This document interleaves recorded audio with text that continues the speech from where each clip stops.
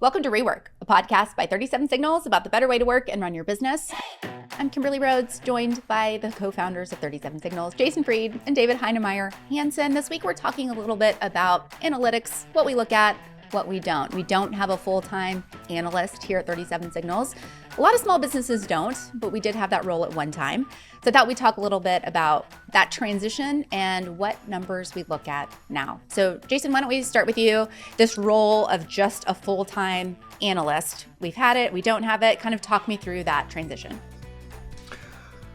Yes, we've had two in our history. We first hired one because we thought we should. We should know what the hell's going on.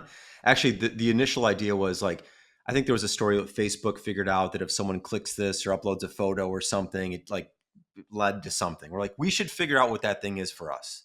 What is the engagement thing? And to do that, we need to analyze probably a lot of data. And it seemed like a really good hunt and really interesting thing. So we hired a fellow named Noah, who was fantastic at this, awesome at this. And he was with us for a number of years.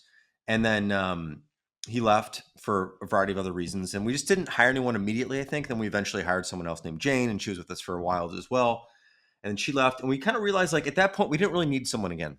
Because what we found is that we had this initial insight, or this, not even insight, but this curiosity about would there be a trigger? Would there be a thing that if we did this and we did that, and we could look at all this data, and then we found out that we could look at more data and look at more data and look at more data. And it turns out it didn't really affect much of what we were doing in the end. There's a lot of data you can look at, a lot of data you can mine, a lot of stuff you can analyze. But ultimately, if that's just the work that you're doing and you're not really using that information so much, maybe we don't need to do that. Maybe we could occasionally have someone look into something if we need someone to look into something occasionally, but it doesn't need to be a full-time job. There wasn't really enough work to make this a full-time job in a way that we could use it. So now we have Ron, who runs finance here, who can also look into the data and do some analytics and peek at some things if we need to, if we're doing some A/B testing, or we need some data on how much does it cost us to run a product or things like that. We can ask those questions and get those answers. But we just found that we didn't need to replace that initial role. And I think ultimately that was a good idea for us. So that was kind of, it's a very brief history of why, but David might have some more to add there. Yeah, what I love about that role, the data analytics role, is that we were convinced there had to be the Holy Grail. And I remember exactly the anecdote from Facebook, which was if you could get a user to upload 3 pictures of them and their friends and tag them, engagement was just off the roof. Stickiness was off the roof. It seemed like here was something very specific that you could drive a sign-up flow towards. And we kept being convinced that something like that had to exist for Basecamp. And Noah, as Jason mentioned, actually did this incredibly rigorous study where we had all these measuring points inside of Basecamp. We got all this data back. And the conclusion was a little deflating. It was essentially, if people use Basecamp with other people, they'll stick around. Yeah, okay, no shit, Sherlock. It's nice to get that confirmed, but it was also the same kind of obviousness, perhaps because we couldn't find the Holy Grail. We couldn't find the mystery path that was going to convert the whole thing around. Another insight I remember from Noah looking into all these things was that Basecamp's feature set is quite rich. We do a lot of things which allow people to use just Basecamp and not a million other tools. But within that usage, a majority of it is in 2 parts of the product. It's in messages and it's in to-dos. And that had the taste of a little bit of something, but something what? Should it just mean that we should focus all our energy on just those 2 features and perfect them and spend time on nothing else? Or actually, is part of the attraction of Basecamp is that when you occasionally need something else, like typing in an email, which is probably the least used feature of Basecamp, is you can add these email forwards to the product. We don't have that feature turned on by default, but it's still used by thousands of people. When you need that, Basecamp has it. How do you quantify that? What does that mean in terms of the conversion rate? And that ultimately led me to the conclusion that the problem with data is it can only tell you about things you can measure. And that's such a small portion of product management, of company management, and it can lead you astray. It can lead you into the blind alley of thinking that the only things that are important are the things you can quantify. are the things you can measure, which is just a complete blind alley. That's not how you should run any company. There's just way too many things that's never quantifiable. An example of that I love is that you can ask your existing customers, well, would you do this? You can measure them. Would you use this? Would you use that? None of that tells you anything about the customer coming in tomorrow, about whether they're going to buy or not, about whether they're going to react positively to your pitch or not. Some of that has to become from a gut instinct that you have some awful, almost like a truffle nose for finding like a market fit here. And I think when I look back on our history, 20 years of it, the amount of insights we've extracted from heavy duty, statistically significant data analytics that have turned the company in a way where it really clicks something, very, very few things. I actually can't just even off the top of my head think of one. And I can think a lot more where, especially Jason, would just go like, do you know what? I have a hunch that this is the right thing to do. I can't fully quantify it, but we're going to do it. And there's something to just embracing that. There's something to just saying, do you know what? Maybe in some abstract world, it makes sense that we should check all the corners of this before we do it, before we jump. And we've done that over time. A wonderful example of this was when we changed our pricing on Basecamp. We spent like 3 months doing very detailed analysis to essentially end up at the place where we started. Jason just going like, do you know what? I think the price should be X. Why? I don't know. Because the gut machine tells me so. Because I've been in this industry for 20 years. Because I've talked to 1 million customers. Because I think there's something here that hits. And data really never gave us those kinds of insights. I think my favorite thing about data is just like sort of the baseline, that you don't let the business careen off a cliff. We had one example of that with High Rise, where a different team was running the product for a while. They totally changed the marketing page. No one ran an IB test or A/B test, and no one even checked whether like conversion was better. And like 6 months into it, we realized we totally tanked signups and conversion. I think we were down by like 10%. The whole ordeal cost like, I think we calculated as like $2.5 million. I was like, after that, we're like, all right, when we change something major, someone just got to look at the line and make sure it doesn't go off a cliff.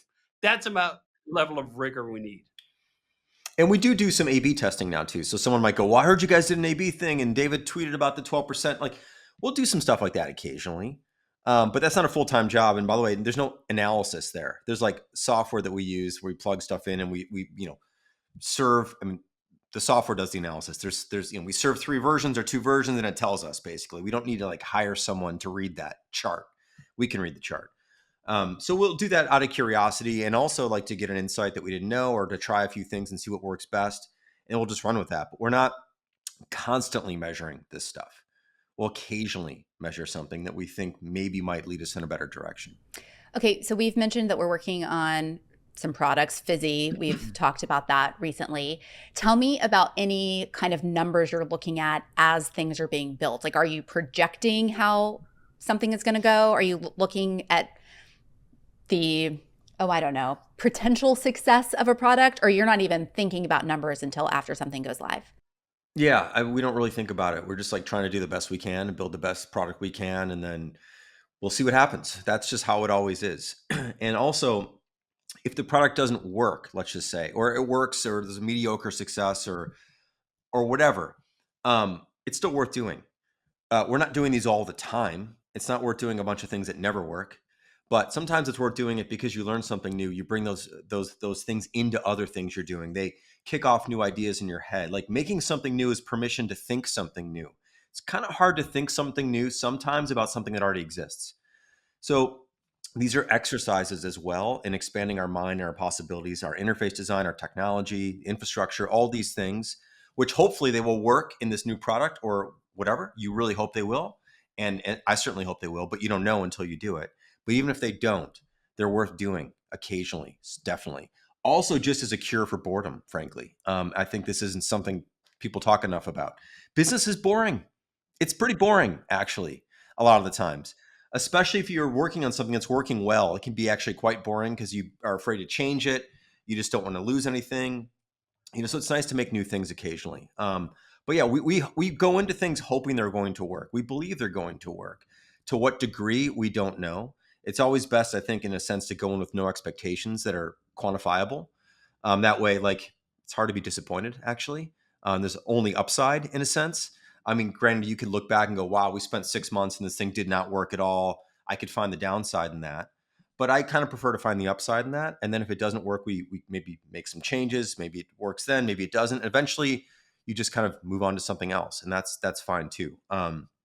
But we go at things hoping it's going to work because there's no reason to do it otherwise. There's really, you've got to put your hopes and aspirations into the thing, but you don't have to have a goal in mind beyond just doing the best you can. And I think this is the luxury of profitability. We have margin. We have space to experiment, to not set up complicated business analyses of whether this opportunity or that opportunity is the better. We can just go like, you know what? What do you feel like? Do you feel like this? Do you feel like that? Let's do the thing we feel like more. Because ultimately, no one knows anything. No one knows which new idea is going to be huge. If you look at the history of most great, huge products, they didn't start with an analysis that said, oh my God, we've identified this enormous market and it seems like a sure dunk hit. A lot of it started with like, this was kind of a funny idea. This was someone who was doing something on the side. This was an experiment. This was a lot of other things. It wasn't the product of some MBA market analysis. That's maybe something they do at Procter & Gamble when they gotta slice down the whatever baby diaper market. Oh, there's an opening here for something slightly more purple or pink or I don't know with the seashells on it. That's not how most products that really move the needle come to life. And I think embracing that and going like, no one knows anything. So we might as well just work on the things that inspire us the most, that we are most interested in, and use the luxury we have accumulated by running a profitable company for 20 years that allow us to do just that. Because if it didn't, why else were we doing all this? Were we really working together for 20 years, sort of grinding it out to build a profitable business system? We can just work on a bunch of stuff we don't care about? What kind of reward is that for a lifetime of effort? It's not a reward that I'm interested in. I want to work on fun stuff. And as Jason said, if you line it up in such a way that the possible outcomes are everything from, do you know what? Only Jason or I like this idea, and we're just going to use it between the two of us, to it's a medium-sized success. There are other people use it, but not a big thing. Or it was a slam dunk, and you're happy with all of that, you're guaranteed that you're going to be happy with business. Now, that may not last forever. Part of that privilege comes from the fact that Basecamp in particular has been this multi-decade huge success that tons of people use, and that perhaps is over tomorrow. Like, who the hell knows where AI is going to go? Who the hell knows where the market is going to go? Who the hell knows what's going to happen about anything? All the more reason to live in that beautiful moment where you can decide what you want to do and you can invest your time in the ideas that you're most passionate about. And this brings me back to the real sort of crux of why I thought, you know what, we should not hire another data analytics person. Because a lot of the data analysis that we were doing fell into the category of like, that's kind of interesting. I'm not going to change what I'm going to do anyway. And if the piece of analysis that you're looking at can't change the trajectory of where you want to go, it's a curiosity. It's not a necessity. It's not even something I think you should embrace. You should just go like, you know what? If I'm going to do the thing, regardless of what the little numbers say, I should just do the things and not worry about the numbers, not even bother with the numbers. You know, one other thing I want to add about this is that this is not exactly fully true, but there's enough truth in it, is that a lot of data analytics is about the answer or the outcome is like, be careful. And, you know, whenever I tell my kids to be careful, I want to smack myself because it's like, I say it too often and it's not a good thing to hear. Be careful, be careful. It's like, people know to be careful. They're not going to jump off the roof. You don't need to tell them that. Like, and I think that I just don't want to keep hearing like, be careful, which is a lot of what data can tell you. Like, well, don't screw with this and don't screw with that. And wow, you're 2% down if you do this, like, whatever. So if we're 2% down and we do it because we want to do it, like, that's okay too. But it becomes hard to justify well, that's okay too when you're looking at numbers. When you're not looking at the numbers and you just do it and you find out what happens, it's like it's more interesting in my opinion. So I don't like things that are all about be careful. I just don't like them. Couldn't agree more. Numbers make you lose your nerve. They just do. We've looked at numbers before when we did the big pricing change. I remember looking at those numbers. Oh man, if we get this like slightly off, we're going to be down so and so much. At some point, like those kind of things have a tendency to just inform, let's just stick with what works. And that in itself is just a kind of death. That is a kind of death that founders usually have some allergy towards. They build something from nothing to something so they can retain that. But this sense of looking at the numbers too carefully, that's how MBA thinking creeps into your mind. That's how capital preservation keeps into your mind. And by the time you've ended up there, that it's all about just preserving something, not rocking the boat, you're already dead. You just don't know it. So let's talk a little bit about the numbers that you do look at. I feel like we really try to keep our expenses in line. David, with the cloud exit, I know those were numbers that you were looking at very closely. So not necessarily how things are going in the analysis of product sales or those sort of things, but what numbers are you really looking at carefully? David, you want to take that? I mean, costs are a big part of it as well. Profit margin is another part. I go for it. Love looking at cost.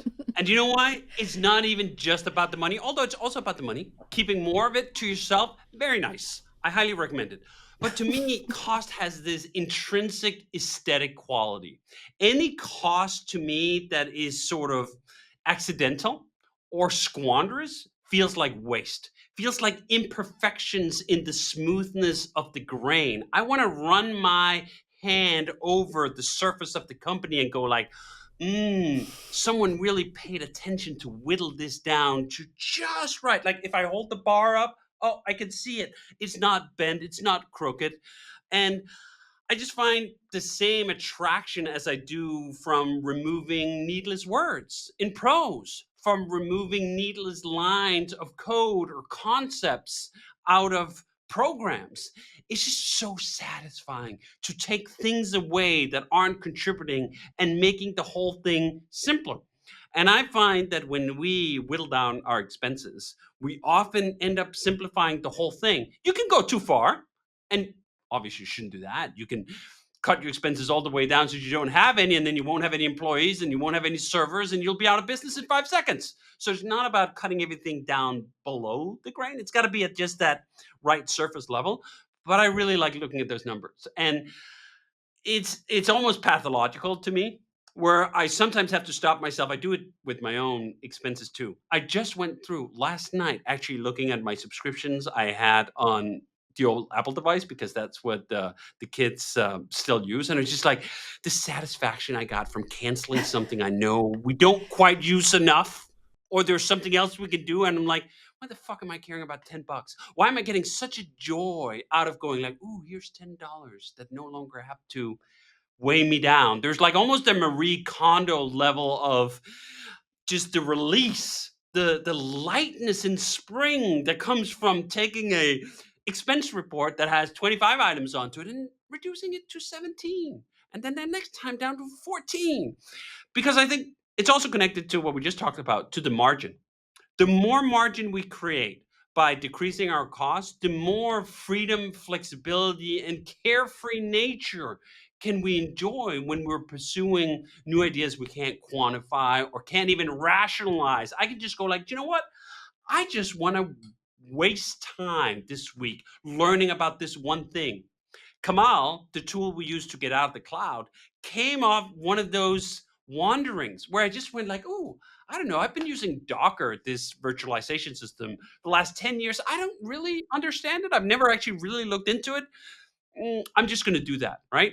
Instead of thinking constantly like, oh, I got to drive more business, because there are these phases where we shrink the cost down, a lot of margin, a lot of free space, a lot of time to roam, and then I can be wasteful in that open room.